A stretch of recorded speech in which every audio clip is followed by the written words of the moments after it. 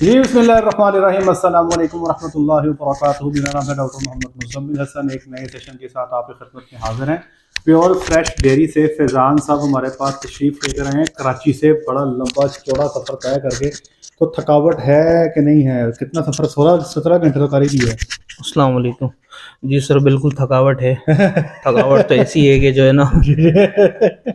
तो आपने ये बताइए, इतना लंबा सफ़र क्यों किया है? बताया ऑडियंस को। सर, इतना लंबा सफ़र मैंने यूँ किया है कि मुझे सीमेंट चाहिए थे। तो जो कराची में सीमन नहीं मिलते? कराची में मिलते हैं, बिल्कुल अच्छे भी मिलते हैं, लेकिन भरोसे वाले नहीं मिलते हैं। अच्छा, और कुछ भरोसा आपके ऊपर, और ये कुछ। इंशाल्लाह अजीज मैंने इनके जानवर देखे हैं, और मैं आपसे तो वीडियो भी शेयर कर देता हूँ इनके जानवरों की। इनको जो हमने सीमन दिया है ना, इंशाल्लाह जिंदगी रही तो ये हमें दुआओं में जरूर याद रखेंगे। इंशाल्लाह मजा आएगा, इनको शदीद मजा आएगा।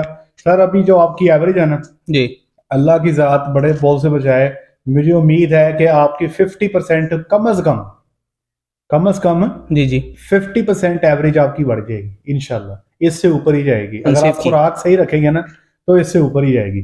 खैर सीमन की बात को छोड़े, हम आपने लेना चाहते हो तो नीचे नंबर दिया, रब्ता कर सकते हैं। हम मेन एजेंडे पे आते हैं। मैंने इनसे टोटल फिजिबिलिटी ली है कराची का, क्योंकि मुझे पता नहीं है कराची की फार्मिंग का। तो ये मेरे पास कराची से आए हैं और ये अच्छे फार्मर हैं, तो मैंने इनसे सारी डिटेल पूछी है। सर पहले ये बताएं, लोग मुझसे सवाल करते हैं कि कराची में भैंसों के बगैर फार्मिंग नहीं हो सकती, दूध नहीं बिकता, इसके बारे में क्या कहना है? बिल्कुल कुछ ऐसे ही है, लेकिन जो है ना, कोशिश यही होनी चाहिए कि अगर फार्मिंग करनी है तो गाय हो या भैंस हो। जी जी। भैंस की भी करनी चाहिए, लेकिन गाय की भी आप लाजमी करें। आप तो अकेली गाय की फार्मिंग हम कर तो रहे हैं गाय ना, की फार्मिंग कर तो रहे हैं। और कैसे आप दूध बेच लेते हैं? लोग तो कहते हैं कि अकेले गाय का दूध फरोख्त नहीं होता। जी, बिल्कुल मुश्किल होता है दूध, लेकिन बिक जाता है। बिक जाता है? हाँ, कम रेट में बिकता है, आपके बिक पास जाता है। जानवर थोड़े हैं इसलिए बिक रहा है, या अगर आपके पास ज्यादा दूध हो तो बिक जाएगा? बिल्कुल ज़्यादा दूध होगा तो वो भी बिक जाएगा। हम पाकोला कंपनी या किसी नेस्ले को या किसी भी कंपनी को भी दे सकते हैं। आप ये बताएं कि जिस तरह आप ये टैंकी दूध की निकाल रहे हैं, इनकी जो दूध की टैंकी है जी, वो 6,000 में निकल रही है। जी, 6,000 ये रुपये। 6,000 रेट कब हुआ है जी? 6,000 रेट अभी इसी महीने में हुआ है। इसी महीने में हुआ है, पहले 5,000 रेट था। 5,000 रुपये चल रहा एक था। चीज बता दो, इनकी जो दूध वाली टैंकी है वो 37 किलो की है। जी, 37 किलो की ये है। किलो है या लीटर है? किलो। ये 37 किलो की टैंकी है, जो पहले 5,000 की थी, अभी 6,000 की हो चुकी है। तो ये अगर आपके पास 1,000 लीटर दूध हो, तो क्या आप ये टैंकी 6,000, 1,000 का मतलब ये हुआ, इतने 26-27 टैंकियां बनती हैं। क्या आप मार्केट में बगैर किसी कंपनी के निकाल सकते हैं? नहीं, नहीं नहीं निकलेगा। निकल सकता। आप थोड़ी मिकदार में ही निकाल सकते थोड़ी हैं, मिकदार में ही कंपनी से अदरवाइज निकल आपको सकता किसी है। कंपनी के साथ चलना पड़ेगा। कंपनी के साथ चलना पड़ेगा, बिल्कुल। अच्छा, ये तो आपने क्लियर कर दिया। जी। कंपनी का रेट क्या है? कंपनी का रेट नहीं मालूम। कंपनी चले, का रेट अलग अलग है, मतलब तकरीबन 5,000 से नीचे ही है। ये अगर कोई बंदा सुन रहा है कराची से, तो मेहरबानी करके हमें कंपनी का कराची का रेट बताइएगा, 500 लीटर का क्या है। एक बात इन्होंने क्लियर कर दी है कि चूंकि इनके पास दूध थोड़ा है, 200 लीटर है, इसलिए मार्केट में दूध बेचने में कामयाब हो जाते हैं। अगर इनके पास 1,000 लीटर दूध हो, तो इनका मानना यह है कि ये इतना दूध नहीं सेल कर सकेंगे। तो पहले सवाल का जवाब ये आ गया। अगर आपके पास भैंस और गाय का दूध मिक्स हो, जी 50%, मतलब 500 लीटर गाय का हो, 500 लीटर भैंस का हो, फिर आप मार्केट में सेल कर लेंगे? जी, फिर मार्केट में सेल हो जाएगा। फिर मार्केट में सेल हो जी जाएगा, जी, फिर बिल्कुल मसला बिल्कुल। कोई नहीं है। फिर मसला। मिक्स दूध का टैंकी का रेट क्या है? मिक्स दूध का टंकी का मतलब, अगर मंडी बेचते हैं तो कम रेट मिलेगा। ठीक है। अगर मंडी 8,000 7,000 रुपये, उससे 1,000 1,500 रुपये कम मिलेगा हमें। ठीक है, नहीं अगर आप और मंडी, अगर बंदी ही देते हैं किसी को, ठीक है, तो बंदी वाला आपसे फैट मांगेगा। ठीक है, कितनी फैट लेता है? तकरीबन 4 किलो फैट लाएगी, 3 kilo 4 700 kilo gram. Fat, 3 kilo 700 ग्राम। 3 किलो 700 ग्राम फैट जी ये आपसे लेगा? जी, बिल्कुल। और रेट क्या देगा? रेट हमें वही देगा, 6,700 रुपये का। 6,700 रुपए की टैंकी होगी जी मिक्स दूध की। जी जी, 6,000। क्या कोई बंदा खालिस भैंस का दूध बेचता है कराची में? खालिस भैंस का नहीं अभी मतलब तक। सिर्फ सिर्फ ये खालिस से मुराद ये है कि सिर्फ भैंस का, नहीं नहीं, गाय की मिक्सिंग के बगैर? गाय भैंस मिक्सिंग ही चलती है तकरीबन। मिक्सिंग ही चलती जो है। आज के हालात कितने हैं। कितनी मिक्सिंग होती है इसमें अंदाजा? अंदाजा अपना। आधा आधा होता है या नहीं ज्यादा नहीं, भैंस का होता है? ज्यादा भैंस का होता है, गाय का 70-30 कर लें? नहीं, 70-20, 80-20 कर लें। 80 गाय भैंस का और 20 गाय 20 का। गाय का। और फिर 6,700 की टैंकी जो है आपको मिल जाएगी, वो क्योंकि आपको आपकी क्रीम पूरी आएगी। आपकी कितनी क्रीम लेते हैं ये? 3 किलो 700 ग्राम तो लाजमी चाहिए। कि कितने? 3 किलो 700 ग्राम टैंकी की बात कर रहे हैं? टैंकी की टैंकी। एक टैंकी की 3 किलो 700 ग्राम क्रीम होगी तो फिर इनको 6,700 रुपया मिक्स दूध, जिसमें 80% भैंस का 20% गाय का दूध शामिल होगा। ये कराची की इंफॉर्मेशन दे रहा हूँ। अब मैंने ये इनका पूरा कैलकुलेशन किया है कि अकेली गाय रख के ये क्या बचा रहे हैं, क्या नुकसान कर रहे हैं। इनके पास ही 20 जानवर हैं चुवाई वाले, ठीक है जी। 20 जानवर चुवाई वालों को ये पाला डाल रहे हैं। वो लोग जो पंजाब से हैं, मैं उनको बता दूं, ये पाला जो है ये कई सारी आइटमें मिक्स करके, जैसे पंजाब में ममनी है वैसे ही कोई कराची में पाला टाइप कोई चीज़ अवेलेबल है, वनडे का मुतबादल के तौर पे खिलाया जाता है।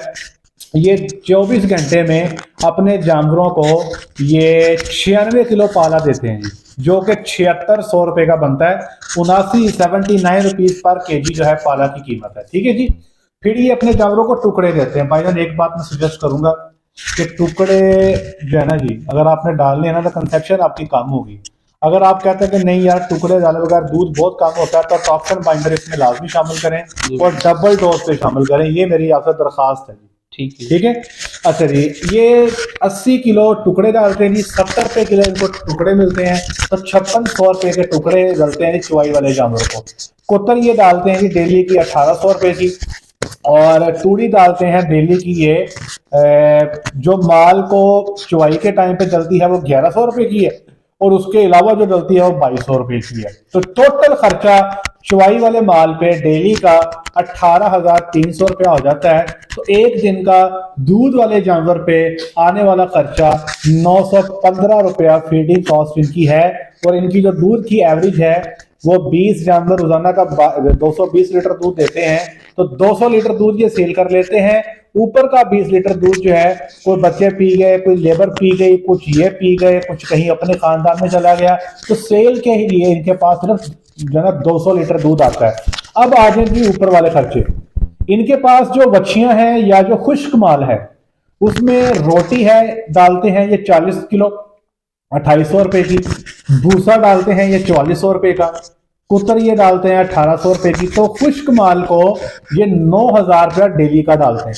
इस तरह जो बिजली का खर्चा है, लेबर का खर्चा है, मेडिसिन का खर्चा है और ऊपर नीचे के खर्चे हैं, ये इनके बन जाते हैं महीने के 1,90,000। तो एक दिन का एक गाय पे ओवरहेड बनता है 316। तो ओवरहेड कॉस्ट इनकी जो है जो दूध वाले जानवरों के ऊपर आती है वो 766 रुपए आती है, 766 रुपए। तो भाई मेरे ये इनका 915 रुपया फीडिंग कॉस्ट होगी, 766 रुपए जो है इनकी ओवरहेड कॉस्ट हो गई। तो 1681 रुपए का दूध एक जानवर देगा, तो ये बराबरों में होंगे और इनको बच्चियां बच रही होंगी, अदरवाइज ये नुकसान कर रहे होंगे। अब ये 20 लीटर दूध बेचते हैं, 6000 की टैंकी है, 37 किलो की टैंकी है, तो दूध 1 किलो तकरीबन 162 रुपए का बनता है। तो ये डेली का 1620 का दूध बेचते हैं, 1681 रुपए का ये खर्चा डालते हैं, तो ये तकरीबन महीने का 40 से 50 हजार रुपए का दूध की मद में नुकसान कर रहे हैं। लेकिन इनको जो चीज बच रही है वो इनका ड्राई माल और जो इनकी बच्चियां पाल रही हैं वो इनकी जो बेसिक सेविंग है वही आ रही है। दूध में तो ये जेब से पैसे डाल रहे हैं। आप एक और चीज अंडरस्टैंड करें कि अभी इसी महीने 6000 की टैंकी हुई है, जब 5000 की टैंकी थी तो फिर ये नुकसान लाखों में था। अभी भी अगर ये तो बराबरों में जाना चाहते हैं तो उसके दो तरीके हैं। एक तरीकेकार तो ये है कि दूध की एवरेज बढ़ जाए, जहां पे 220 लीटर दूध है ये 250 लीटर हो जाए, बच जाएंगे। दूसरा हल ये है कि टैंकी की कीमत बढ़ के 6000 से 6500 रुपये हो जाए, फिर बच जाएंगे। तीसरा हल ये है कि इनके पास जो ड्राई जानवर खड़े हैं जो दूध नहीं देते वो गब्बर नहीं है, खाली खड़े हैं। तो ब्रदर जो जानवर दूध नहीं दे रहा खाली खड़ा, आप उसको सेल क्यों नहीं करते? मेरा सवाल है आपसे सर। सिर्फ पास कर लीजिएगा। जी जी। सेल करने की वजह यह है कि मैं उस माल को गबन करवाने के चक्कर में हूँ कि गबन करवाऊं मैं उसको। ठीक है। अब मुझे सीमेंट का प्रॉब्लम आया था, ठीक है, तो सीमेंट की वजह से शायद नहीं हो पा रहा है, क्योंकि मेरा माल हीट पे भी आता है, सब कुछ मामलत है। ठीक है। तो अब मैं आपसे सीमेंट ले जा रहा हूँ। ठीक है, तो इंशाल्लाह मैं अगर आप मुझे इजाजत दें तो थोड़ी सी फीड मैं आपको लिख कर दूं इनकी। बिल्कुल दें, ताकि मैं आप उनको लगाएं। तो बार बार जानवर खरीदने बहुत मुश्किल हो गए, ऐसे ही। तो अब बेहतर ये है कि जानवर ना खरीदे जाएं, जो खड़े हैं उनको गब्बन कर लिया जाए, क्योंकि बाद में अगले साल भी जब जानवर खरीदना तो बहुत मुश्किल बहुत काम मुश्किल हो जाता है, बिल्कुल ऐसे ही। इंतहा दर्जे का मुश्किल काम है। और ये जो सिलेंडर है, ये सिलेंडर दिखा दीजिएगा।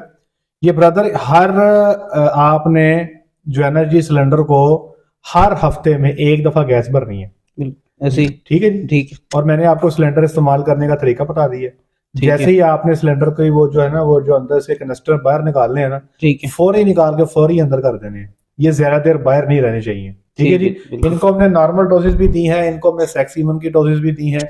तो ये मामला इनके साथ हो गया है। तो आप मतलब नहीं सेल करना चाहते हैं, इनके पास सीफर खड़ी हैं 10 जो बिल्कुल तैयारी के पास हैं, जो जल्द गब्बन हो जाएंगी। इंशाल्लाह। तो ये 3-4 तरीके हैं जिससे आप अपनी मार्केट को बेहतर कर सकते हैं। तो जो बाकी लोग हैं कराची में जो फार्मिंग कर रहे हैं, क्या ओवरऑल सिनेरियो क्या है? लोग सारे नुकसान कर रहे हैं, कुछ पैसा बच रहा है? या जो बंदी है दूध की, आपकी दूध की बंदी कब होती है? बंदी साल बाद होती है, 1 साल बाद। जनवरी में होती है, जनवरी नहीं, दिसंबर में। दिसंबर में होती जी। है। तो अब अगर हालात खराब हो जाएं, ज्यादा महंगाई हो जाए, तो सेंटर में कहीं दोबारा बंदी या कोई रेट बढ़ने के चांस होते हैं? जी बिल्कुल, अगर कोई जैसे अभी रेट बढ़ा है, हमारा 6,300 रुपये का था भैंस का, ठीक है, अब 6,730 रुपये का हो गया है। ठीक है, तो इसी तरह जब उस तरफ रेट बढ़ा है ठीक है। तो मामला थोड़े गड़बड़ चल ही रहे हैं कि भाई रेट नहीं अच्छा, मुझे बढ़ेगा। लोग कहते हैं कि यार कराची में लोग अपने माल को गबन नहीं करवाते, तो आप क्यों करवा रहे हैं? हम यूं करवा रहे हैं कि हमें फार्मिंग करनी है, अगर हम उसको गब्बन नहीं करवाएंगे तो उसको गब्बन करवा के फिर कटवा देंगे। ठीक है। फिर लोग वैसे ज्यादातर भैंसे कटवाई देते वो हैं कटवा रहे हैं तो फिर वो हाल देख रहे हैं अपना। मतलब आप समझते हैं कि कटवा के वो खुश नहीं है? कटवा के खुश नहीं है, ठीक है। किसी का दिवालिया आप हो ये रहा है, कोई बताएं- कर्जे में डूब रहा है, ऐसे आप ये बताएं कि आपके पास जो जानवर खड़े हैं, आप उनको चुवाई वाला टीका लगाते हैं? लगाता हूँ, बहुत कम लगाता हूँ। कितना लगाते हैं? 1 से 1.5 सीसी। अगर आप मेरा मशवरा लें, आप इसको ना 1 सीसी से ऊपर ना करें। ठीक है आपके जानवरों की रिपीट होने की एक वजह ये भी है कि 1 सीसी से जैसे ही ऊपर जाते हैं ना, जी, तो जानवर के ठहरने की रेशो कम हो जाती है। ठीक है। अगर आप इसको आहिस्ता आहिस्ता कम करके 0.25 सीसी पे ले आए ना, तो आप देखेंगे कि आपके जानवर ठहरने लग जाएंगे।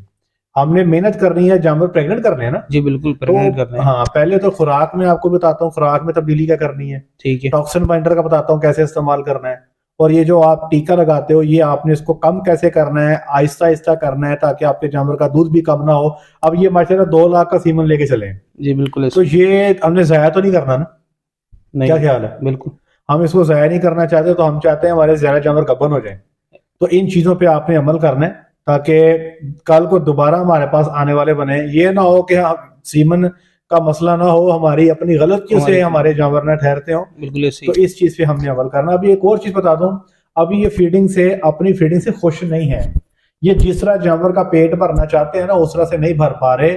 ये सिर्फ एक किस्म का रोजा रखा हुआ है जानवरों का, लेकिन क्या करें, अखराजात इतने ज्यादा हैं कि ये इतने दूध के रेट पे सर्वाइवल नहीं है। अब मैंने तभी आप लोगों से कहा है कि अगर सर्वाइवल करना चाहते हो तो उसके 2 ऑप्शन है। हमें अगर आज 162 रुपए दूध का रेट मिल जाए, तो हम 20 से 25 रुपए दूध के पीछे बना रहे होंगे, क्योंकि हमारी दूध की एवरेज जो है वो 25 से 26 लीटर है। इनकी दूध की एवरेज जो है वो 11 लीटर है। तो या तो अपने माल की दूध की एवरेज बेहतर कर लें, आप प्रॉफिट में आ जाएंगे। लेकिन अगर आपके दूध की एवरेज नहीं है माल की, तो फिर रेट आपको अन्य वाह ऊपर करना पड़ेगा। जैसे इनके केस में अगर 250 रुपया दूध का रेट हो, तो तब ये थोड़ा बहुत बचने की फेज में आते हैं, वरना आगे गर्मी आ रही है, दूध और कम हो रहा है, तो शदीद मुश्किल का सामना करना पड़ेगा। तो ये एक स्टेप इन्होंने ले लिया है। इंशाल्लाह मुझे बड़ी उम्मीद है कि जो जानवर इनका 3000 लीटर दूध सुए का देता है, इंशाल्लाह वो आपको अगले लैक्टेशन में 5 से 6000 लीटर दूध उसकी बच्ची देगी। लेकिन शर्त यह है कि बच्ची पालने का जो तरीका हम आपको बताएंगे, आपने वो अडॉप्ट करना है। ठीक है। और दूसरी बात, बच्ची का जो वजन है पैदाइश पे, वो डिपेंड करता है आखिरी महीने में सेवा क्या की है। मेरा नंबर मौजूद है, आपने आखिरी महीने में मुझे राब्ता करना। 15 जब आपके जानवर को बच्चा देने में 40 दिन रह जाए, मैं आपको उनकी फीडिंग बताऊंगा, फिर आपके बच्चे का वजन भी ठीक आएगा, और फिर आप देखेंगे 2 साल में वो बच्चा आपका फीडिंग का, वो मिल्किंग का हिस्सा भी बन जाएगा। ठीक है, ठीक है। कोई चीज आप कराची के फार्मिंग के हवाले से दोस्तों से शेयर करना चाहते हो? कराची के फार्मर वालों से मैं यही कहना चाहूँगा कि आप अपना माल ना कटवाएं, फार्मिंग करें, चाहे वो भैंस है या गाय। ठीक है, तो तभी आप बच सकते हैं, वरना आप जिस तरह मामला चल रहे हैं, किसी का दिवालिया निकल रहा है, कोई कर्जे में किस तरह डूब रहा है, जो भी मामला हैं, फार्मिंग पहले ज़रूरी है।